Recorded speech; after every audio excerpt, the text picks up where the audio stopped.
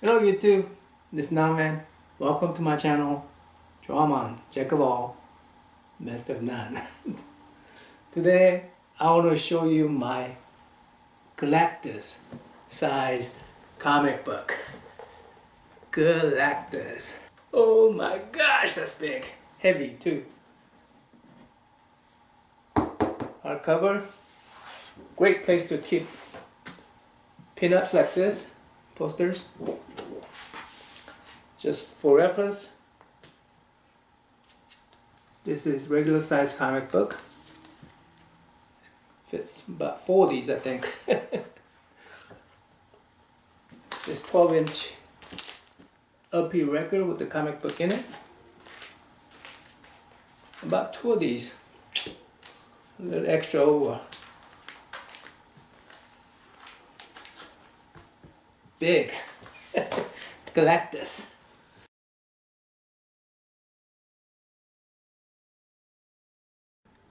Okay, I'm going to try to talk while flipping through this ginormous book. It includes 14 Fantastic Four comic books featuring Galactus, Silver Surfer, and many other cool characters. You get to see Jack Kirby, John Buscema, John Byrne draw Galactus and Silver Surfer. Enough said. Each one of these pages can be a peanut poster. Look at that collage. Love it. Issues 48 to 50 and 74 to 77 are drawn by Jack Kirby. Issues 120 to 123 are drawn by John Buscema. Issues 242 and 244 are complete creation of John Byrne, i.e. writing, drawing, inking. I think this book came out 2 years ago, and some YouTubers are claiming they got it on some kind of a deal for $25.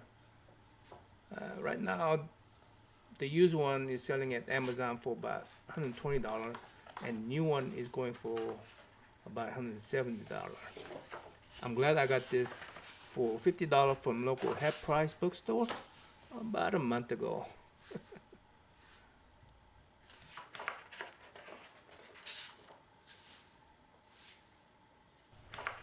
I was not a big fan of Jack Kirby art when I was young, but as I realized how hard it is to achieve one's own style in the comic book world, I really appreciate his work now. His style is very distinct, and you could really tell apart his work from the rest of the comic book artists. Word within words. They fight themselves here.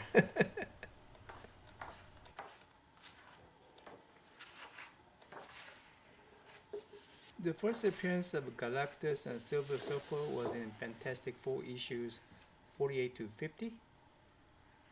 If you don't know, Galactus recharged by eating planets. He sends out Silver Surfer to scout out his next meal. Storytelling in series has a what I call power creep problem. Last MCU villain, Marvel Cinematic Universe villain, was Thanos, right? How do you power creep up or escalate the danger from that? Galactus, of course. There's a rumor going around that Liam Neeson, I don't know, could be cast as a Galactus. That would be awesome. He has a great voice for Galactus.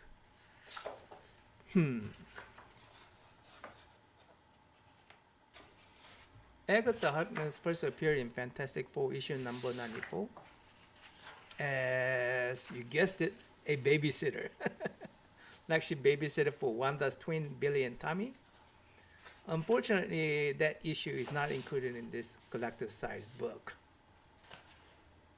Basically, she babysitted for Mr. Fantastic. Oh, there she is.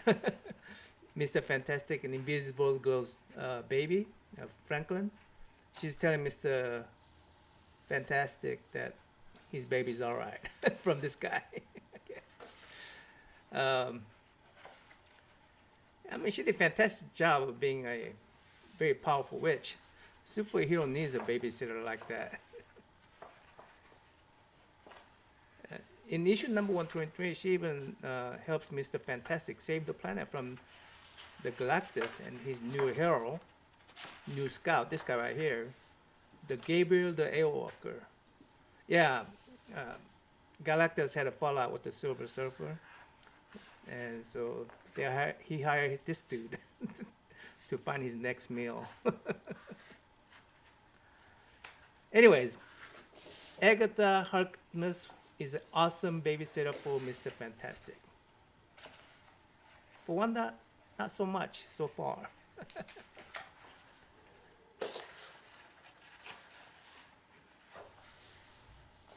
Oops, look at that. Cyclone going down. Sorry, Rob. Sorry, Rob of Boston.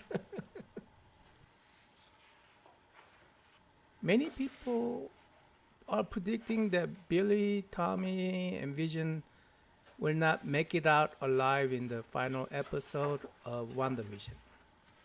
They say that makes sense since it completes Wanda's hero's journey as she accepts all the tragedy that happened in her life. Death of her parents, her twin brother, her lover, Vision, and her 2 children she never really had, yada yada yada. I certainly hope not.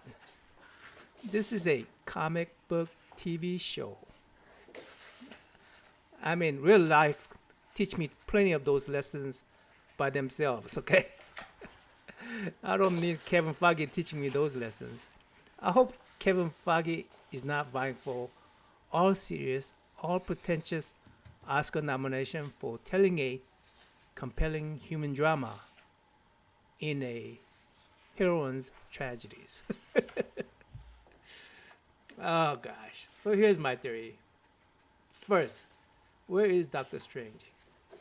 He's supposed to monitor supernatural events around the world and intervene when it is necessary. A Scarlet Witch converting whole town into her TV shows. Do not trigger Doctor Strange. Is that not strange? I say he already sent his agent, Agatha Harkness, the best babysitter in the whole universe for superheroes. In other Avenger comic book series, she even trained Wanda. She already told Wanda about basic workings of runes for the witches in the episode 8. Why would she do that if Wanda was her foe? As for the Vision, we all saw the yellow energy flowing out at the end of Wanda's red energy. Yellow energy is from Infinity Mind Stone that originally gave Vision his life. It appears that she had the energy kept inside of her even before the Vision had the Mind Stone by that spiritual figure that looked like her. Maybe it was her who came from the future.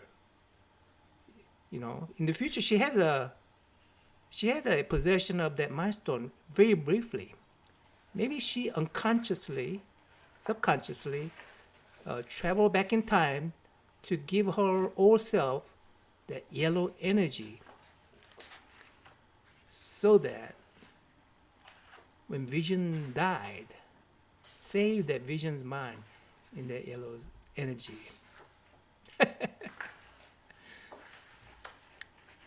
Regarding reproductive nature of her children, Billy and Tommy, well, carrying some of Vision's essence makes sense. If she had any residue of that yellow energy left in her when creating those children, yeah. They say these children come from nowhere, but don't we all come from nowhere? There are biological creatures that self-reproduce. With the Scarlet Witch power, no problem. So I'm hoping the last episode plays like The Incredibles. Scarlet Witch, Vision, 2 boys make 4. Agatha and Monica Rambeau, the photon, make 6, a hex. I'm going to guess the real villain is Mephisto, like everybody else. He comes to town to find who the Scarlet Witch was. He's always seeking out the powerful like that. Mephisto will have a spectacular defeat, but at the last minute, he kidnaps one of the children, or maybe both of them, and flees to a different universe. That's when Doctor Strange steps in at the post-credit scene. Well, I have 2 days, I think, to be right, then proven wrong on Friday, coming Friday. Anyway, I had fun. I hope people had fun on this book and the connection with the WandaVision. Till next time, Nutman out.